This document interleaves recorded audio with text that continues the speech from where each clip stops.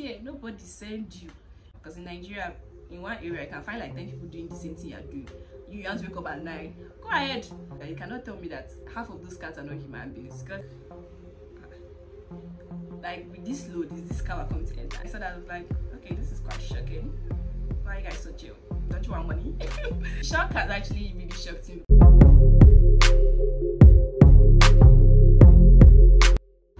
Hello guys, welcome back to my channel. My name is Lynn. If it's your first time here, please subscribe to join the tribe. So in today's video, it's going to be about my culture shock in Ghana. And man, I've lived in Ghana for 5 years. So what is the best time to make this video, if not now? Firstly, I just want to thank you guys for the views and the turn-ups on my video, Life as an International Student. If not, actually check that out, you should do so. And I hope you guys also enjoy and like this video like you did for the last one. So let's get right into it. So first, let's talk about what culture shock means. I'm not sure all of you know or understand what culture shock is. So culture shock basically is a disorientation faced by a person who comes in contact with a culture or a way of life which they're not familiar to. So let's say a Cameroonian in Ghana, a Nigerian in Cameroon, a Nigerian in Ghana, like myself. So now I'm going to talk about like things that literally shocked me I'm coming to Ghana. So I'm going to take this from like my first arrival to like right now, but it's actually a lot, so I'm not sure we can talk about everything in these videos. So let's just say the few we can see. So let's get right into it. So my first culture shock was actually going to be the vehicles. Like the cars are really very small, because when I arrived and my sister was like, it actually was a late flight, and my sister was like, we'll be taking a car there, we're going to be taking boat, Uber. And I'm like, okay, sure, call the driver or call whatever. And then this tiny vehicle drives in. I'm like, oh, he's the person coming to pick us up. I was like with this load, is this car coming to enter? And she was like, oh yeah, this is how the cars are. I was like, my sister, just start calling another one, because all this load you brought from Nigeria, where are you going to sit on top of the vehicle or what? So I thought that was really, like, I thought maybe that was just his own car that was that shape. But apparently that's how half of the cars here are. Like, they are literally small. I'll actually put a picture here. So it actually shocked me, because the cars they use for private vehicles here are actually the ones people drive in Nigeria as taxis, boats, quote and unquote. So I was surprised. I was like, hey, okay. And it's everywhere. Like, you see those picanto cars every single place. In my entire life, I've never seen one till I came to Ghana. I'm not even going to kid you. And these cars, they actually don't sit 4 at the back. I was like, makes sense, because I mean, it's already tiny. If you put 4 people at the back, it's going to be very chaotic. But you know, my motherland would beg to differ, because they'll fix 4 people in the back. They don't want to know your size, shape, or where you're coming from. All of this is in the back of that seat. Let's not even talk about the fact that these cars don't put on AC for you. Like, who you? How do you form? Who dare you? Who bring you? How do you exist? How do you form? Where do you come from? Who you? And like, it's like the bare minimum in Nigeria when you enter into a taxi, especially boat or Uber. They're just supposed to naturally lift up like the windows and put on AC, but here you have to beg for it. And when you beg for it, they even expect you to even pay extra from what boat is showing. Like, why? Okay, that's the bare minimum they offer back home, coupled with without even offering sweets and those other things. Yeah, nobody send your dad you. Is that window, all of you will perceive that air on the road, anything. If you don't want, lift it up, but you see that AC, it's not going to come on. That's actually shocking, because why? Apart from that, what also shocked me from my arrival from like my first year in Ghana was their language part. Like, they are so heavy on the language thing that because they spoke language, or because they spoke their language to me, my first year I was kind of scared to go and buy stuff. I can remember when I was in Accra with my sister, and she'd be like, oh, go and buy this one from that woman down the road. I said, I won't go. She said, why? I said, because the lady looked at me very weird, and I don't know how to communicate to her, because once I say I want this, she obviously replies to me in their language. So it was scary to me. So she's like, oh, no. I'm like, anything you're doing, I'm not leaving this position, I'm not going there. So that language thing was very, very shocking to me, because I mean, I presume that because I was in, let's say, the capital, English should have been like the, what I say, the dominant language, but I was wrong. Definitely wrong, and I'm still wrong, because they're still going to speak their language to you. No one gives a fuck. When I first arrived, what also shocked me was the fact that they always check my money. Like, I'll go there and then the lady is like, towards the sun. They don't do it to me anymore, but like, I used to wonder, what is this? Anyways, I found out later that it's because of my accent, and I'm like, oh, maybe it's foreigner, maybe it's fake money. I don't go feel take your insult. Rubbish. Anyways, but that really shocked me. What also shocked me was the hustle culture. Like, when it comes to business, Ghanaians are so chill. I cannot even overemphasize this. Like, they are so chill. Like, when I was in Accra, even here in Kumasi, it's also the same thing. Like 8 a.m, you're not seeing like my madam majestically sweeping her shop. Like, people like take their business very calmly compared to Nigeria, because in Nigeria, as you are wasting your time, your customer, someone else that is doing the same business has carried your customer away. And I feel like this boils down to their population, because the country is not like as populated as, it's not as populated as Nigeria. People just do their business in a very chilled manner, because in Nigeria, in one area, you can find like 10 people doing the same thing you're doing. You want to wake up at 9, go ahead.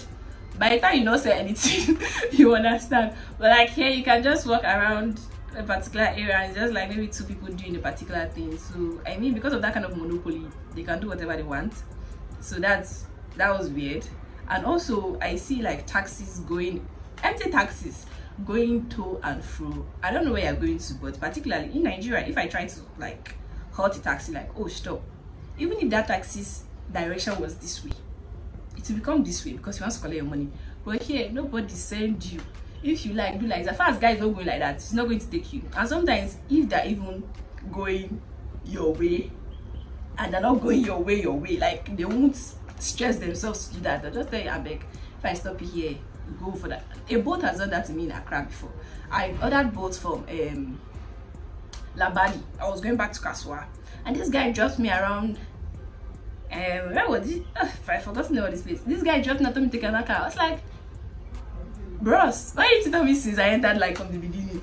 So like the hustle culture is so chill. Honestly, I feel like if I get to that level in life where I'm calm about business, I have won. Because Nigerians cannot relate. They are very active when it comes to business. So when I came here, I saw that, I was like, okay, this is quite shocking.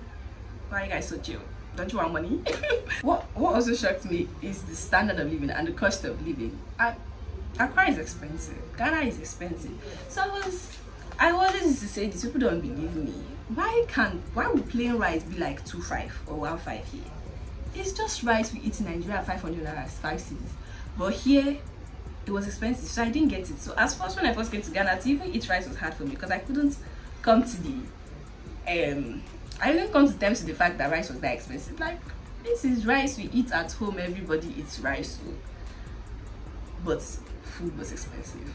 I'm not Ghana is expensive when it comes to food. I always say that if I have the money I have in school at home, I'll be balling. But yeah, once you just send the money like this, it's like some small coins be. But I get it, I feel like this is what I'm saying. They say Nigerian currency is big, blah blah blah. All those things, not just story. Ghana is expensive. Whether the currency is weak, is not weak. Ghana is expensive. What also struck me was that every single person eats chicken and not beef. Like, chicken is less expensive than cow meat. Like, how? I'm like, okay, people are rich, because back home, every single place you go to buy food, they're giving you beef automatically, but here they're actually giving you chicken first. When I went to the market, beef was way more expensive than chicken. I was like, how many chicken?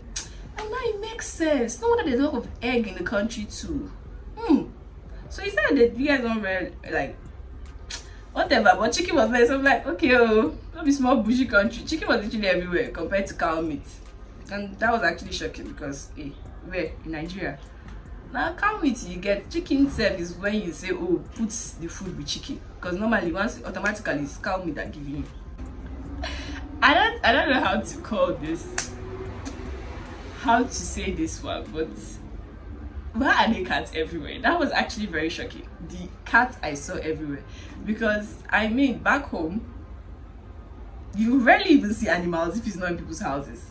Do you get me? If you see domestic animals, let's say chicken or goats, if you can't even see goats walking on the road, but everywhere I've been to, in that cats everywhere. You can't right now. I'm even thinking now that you cannot tell me that half of those cats are not human beings, because it feels like half of the cats are like half of the population. Every single place there's a cat. Resort there's cat, around the beach there's cat, outside restaurant there's cat, on the road there's cat, in your hostel there's cat. Like, why? You know, people like Ghanaians in the comment section, tell me, like, is it like how why are there cats everywhere? I'm sure someone watching this should have a cat in their compound or around their house. So tell me, why are there cats everywhere? It is weird. To me, it was just very shocking, because you can't tell me those cats are not human beings, half of them. Because why are you plenty like human beings? Every single day you must see a cat. Why? And also I don't know how to put this point, but it was very funny to me when I transferred from my university in Accra to Kumasi. I just want to say, I don't know if you know what, let me just say the way I understand it. It's like, it feels like witchcraft is legalized. Because in my hostel in Kumasi, my first hostel, there was this, the porter really liked watching like movies a lot. So the TV is always on, like the TV room. And I'll be passing, I'll be hearing, like I'll be watching, okay, it was even in trees, so I couldn't hear what they were saying, but like the advert was basically someone advertising jazz, like, come here if you cannot understand this, come here if you want to kill this person, come here. And I was like, wait, oh, it's not jazz this lady's coming to advertise. And they were like, oh yeah, she owns the TV station. She what? Okay, that was very shocking, because Nigeria, the only thing that I actually see being advertised, probably church service. Like, it's the diversity for me, honestly. It's like diversity for me, because that was not actually the first time in Accra too. I've seen like posters around that has to do with Baba, like, come to this Baba, and I'm like, okay. Okay. Okay, something that also shocked me was the power supply, and this is not any way to shade my country, because why? But like one time it was raining and light did not blink. When I first came to Ghana, I was like, we have arrived. The man was happy. I was like, finally, I can actually be in my house, the lights not off, I'll be quenched, and I'll just be there. That was actually quite shocking, but you know, thank God. Also, what actually shocked me also is like what we call soup is what they call stew. So what we call stew is what they call soup. So example, we call it okra soup, they call it okra stew, we call it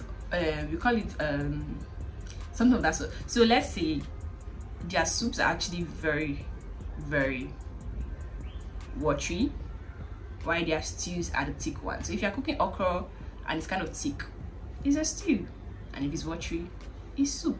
And I'm like, no, I'm doing okra soup, and the person goes like, oh no, it's stew. It's okra soup. Where I come from is okra soup. It's stew. It's still your language. It's not stew here. I still say, relax. Why? What is that? But yeah, that's what it is. I was quite surprised. Like, oh, okay. It's me. It was natural hair. I see that this natural hair shocks me, because it's like every single person who I've met who is a Ghanaian, they really idolize, fantasize, and like their natural hair. It's a very good thing, I think. Well, not my country. Not my country. We have this level of diversity that no one actually really bends on a particular hairstyle. Do you get? So a couple of times in Nigeria, you might actually see people in braid wigs, but here you can walk on the streets and you must see someone in natural hair. But I can actually walk on the streets in my country in a day and not see someone in natural hair. It's not really common as I see here. So it was actually a shock to me. I'm like, oh, okay, that's nice. So how can I even forget about this? They say please for everything. So sometimes I actually start thinking that is it that me I'm rude or this is just something that they do here. But that's actually it's a culture shock to me because please Pacho good morning, Pacho good afternoon, Pacho you, Pacho daddy, like they will place the fuck out of you.